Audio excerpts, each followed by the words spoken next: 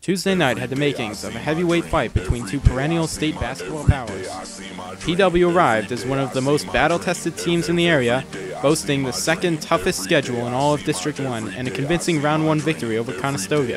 The Aces had crushed Pencrest in their playoff opener and hadn't seen a non-league opponent in more than a month. The game represented an important test for the Maroon and White. How would they respond in a money game against an athletic team with significant playoff experience? The Aces and Colonials traded jabs early in the opening frame until LM landed the first punch. A 3-ball in rhythm from Justin McFadden to give the Aces a 7-4 lead. LM connected again on a 3 from BJ Johnson and closed the quarter on a 10-2 run, secured by stellar perimeter defense from Raheem Hall.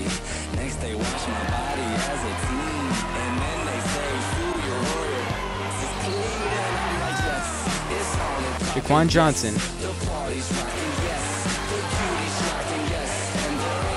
and Darryl Reynolds.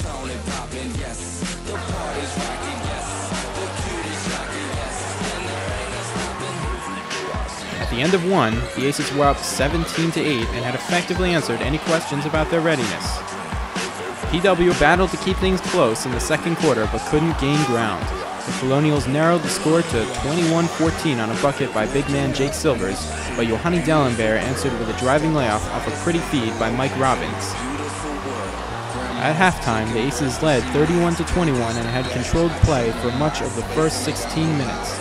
And yet, no one in the Bryant Gynasium was willing to breathe a sigh of relief, least of all the Dog Pound, who donned their gold, green, and maroon on Tuesday to cheer on the Aces and Mardi Gras infused pandemonium. Sensing the magnitude of the moment, the Pound raised their game several octaves at the start of the third quarter, and for good reason. PW began to find their defensive stride and slowly started to chip away at the Aces' lead, which shrank to 7 by the end of the frame. It was gut check time for Lower Merion, and the Aces responded in impressive, decisive fashion. First came a bucket by BJ, then a driving layup by Jaquan, then a steal and layup by Hall. The Aces put the clamps on defensively, with Reynolds patrolling the paint and collecting 2 key blocks. He also added a putback during the run.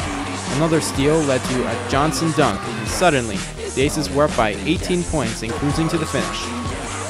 The Dog Pound responded in kind, erupting to celebrate the Aces' first ever state qualifying win in the Bryant Gymnasium.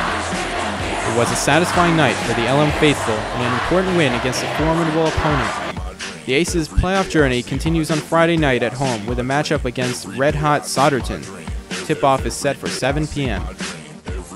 The Indians crushed Council Rock North 70-55 on Tuesday and have lost just 2 games since December. More details about the game will be posted on aceshoops.com in the coming days. For aceshoops.com, I'm Benji Danaev.